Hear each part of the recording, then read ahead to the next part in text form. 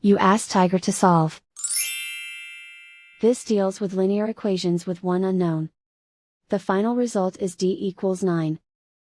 Let's solve it step by step.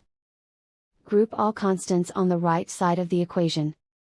Subtract 21 from both sides. Group like terms. Simplify the arithmetic.